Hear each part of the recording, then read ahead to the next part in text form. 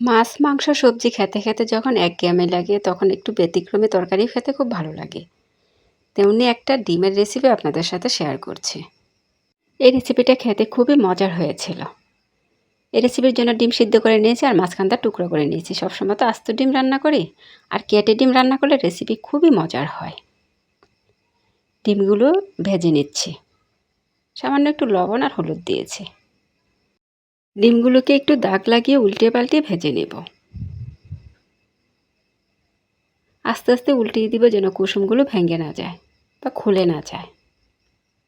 কুসুম খুলে গেলে ভেঙে যায়, তখন ডিমটা আর দেখতে ভালো লাগে না। এখন তুলে নিব।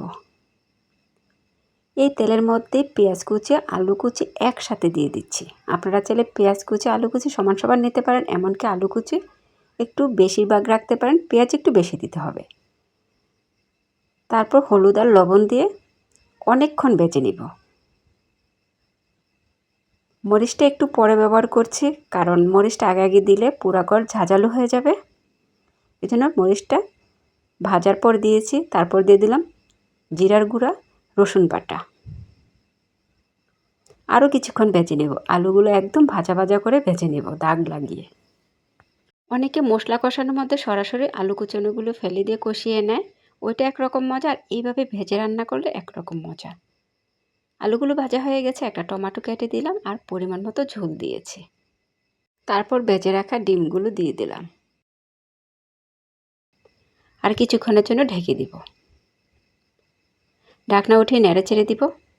এই ধরনের ডিমের রেসিপি রান্না করলে ডিমগুলো কেটে রান্না করলেই ভালো হয়। রেসিপিটা খেতে খুবই মজার হয়। কিছু কাঁচামরিচের টুকরো দিয়ে দিব। মাছ, মাংস, সবজি খেতে খেতে যখন একঘেয়েমি লাগে তখন এই ধরনের একটা রেসিপি করলে পরিবারের সবাই খুশি হয়, খেতেও খুব পছন্দ করে। লাস্ট ফিনিশিংয়ে কিছু ধনিয়া পাতা। এই রেসিপিটা ভালো লেগে থাকলে অবশ্যই একটা শেয়ার করে দেবেন, অন্যদের দেখার সুযোগ করে দেবেন। রান্নাটা হয়ে গেছে। এতক্ষণ ভিডিওটা দেখার জন্য অসংখ্য ধন্যবাদ। আপনাদের মাঝে আমি আবারও চলে আসব নতুন এক ভিডিও নিয়ে।